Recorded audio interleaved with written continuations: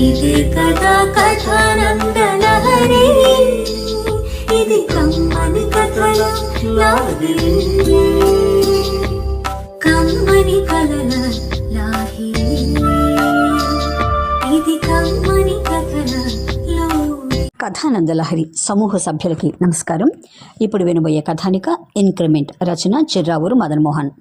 సమర్పణ బిట్రా గజగౌరి.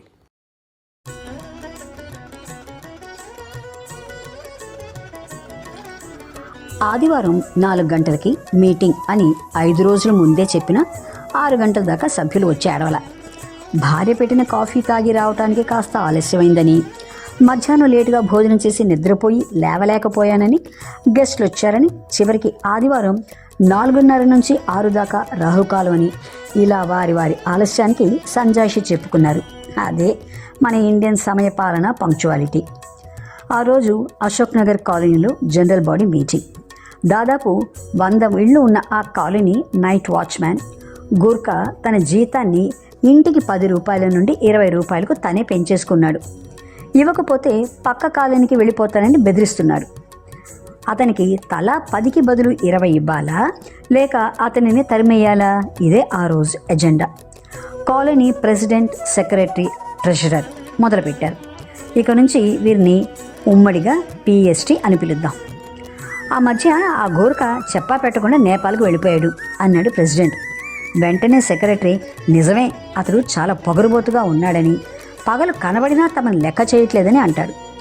ట్రెజరర్, అతడు తనకు తానే 100% జీతం పెంచేసుకునేశాడు అని మిగిలిన వారి అభిప్రాయాలను అడిగారు. అందులో సగం మందికి ఆ వాచ్మ్యాన్ ఎవరో కూడా సరిగ్గా తెలియదు, అతను ఆ కాకీ యూనిఫామ్లో లేకపోతే. కారణం, నేపాల్ వాళ్ళు ముఖాలన్నీ ఒకేలా ఉంటాయి మరి. అయినా అందరూ పిఎస్టీతో ఏకీభవించారు. ఇప్పుడు అతను వెళితే ఆల్టర్నేటివ్ ఏమిటి అన్న అంశంపై ప్రశ్నలు వేయడం మొదలుపెట్టారు. వెంటనే సెక్రటరీ, చాలా సింపుల్, మన 100 ఏళ్ల వాళ్ళు రోజుకు 3 రాత్రి 11 నుంచి 4 దాకా గస్తీ తిరగాలి, నెలకొకసారి. ఓ 3 నెలలు అంటే తలా 3 సార్లు సహకరిస్తే వాడి తిక్క కుదిరి దారికొస్తాడు అన్నాడు. ఇదేదో బాగుందని అందరూ హర్షించారు.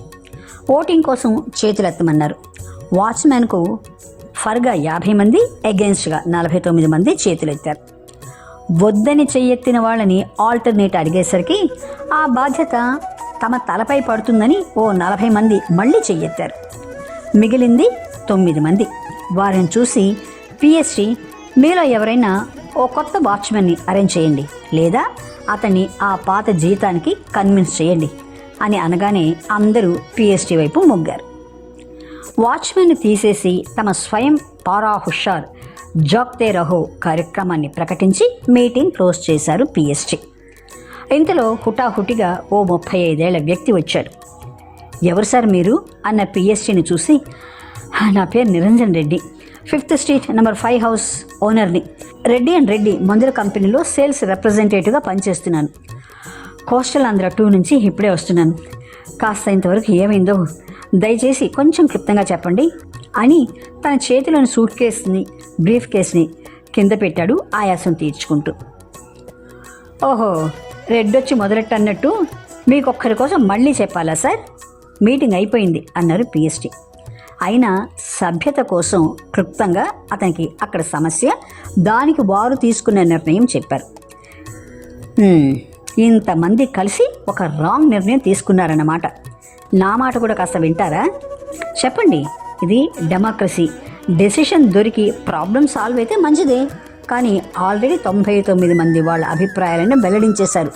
దాన్ని మీరు మార్చగలరా అన్నారు పిఎస్టీ. ప్రయత్నిస్తా అంటూ నిరంజన్, ఈ మీటింగ్ వాచ్మెన్ గురించి, కానీ ఇక్కడ అతడేది? అందరూ ముఖాముఖాలు చూసుకున్నారు. అతను లేకుండా ఎలా సార్?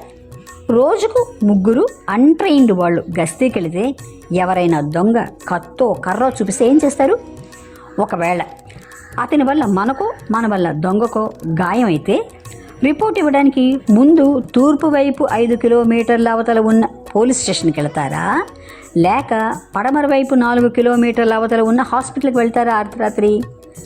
అందరూ తెల్ల ముఖాలేశారు. ఇందాక నన్నెవరని మీరు అడిగారు. నేను ఏ అర్ధరాత్రో టూర్ నుంచి వస్తే నన్ను దొంగ అనుకుని కొడితే? కానీ ఆ గూర్ఖాకు మనందరినీ తెలుసు. అతను చెప్పా పెట్టకుండా ఆ మధ్య నేపాల్కు వెళ్ళాడంటే అది కరోనా కాలం, ఫ్రీగా ట్రైన్ అరేంజ్ చేసింది మోడీ గవర్నమెంట్ కాబట్టి వెళ్ళాడు.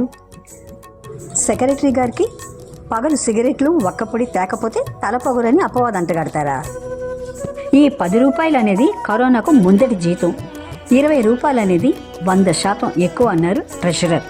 కానీ నెలకి మనమిచ్చే ఎక్స్ట్రా 10 రూపాయలు మన ఇంట్లో నలుగురు ఉంటే తలా ₹2.50, ముగ్గురుంటే ₹3.33, ఇద్దరు ఉంటే తలా ₹5, అంటే రోజుకు కొన్ని పైసలే. దీనికోసం మన నిద్ర, ఆరోగ్యం, భద్రత పాడు చేసుకోవాలా? మనం వద్దంటే పక్క కాలనీ వాళ్ళు ₹25 ఇచ్చి అని తీసుకుంటారు. అలా ఇవ్వకపోయినా అక్కడ 200 పైన ఇళ్లున్నాయి. అయినా అతనికి మెయిన్ ఇన్కమ్ ఇది కాదు. పక్క కాలనీలో కార్లు, బైకులు తుడిచి బండికి 100-200 సంపాదిస్తున్నాడు. అతడు పోతే మనకే లాస్. చూస్తూ ఉండగానే వాచ్మెన్ని వద్దని చేతులెత్తిన వాళ్ళంతా అతనే కావాలని చేతులెత్తడం చూసి సర్లే ఈసారికి ఇలానే కానిద్దాంలే అని చేసిన తప్పు నుంచి తప్పించుకున్నారు పిఎస్టి. ఇంక్రిమెంట్ కథానిక విన్నారు. రచన శ్రీ చిర్రావూరు మదన్ మోహన్. సమర్పణ బిట్రా గజగౌరి.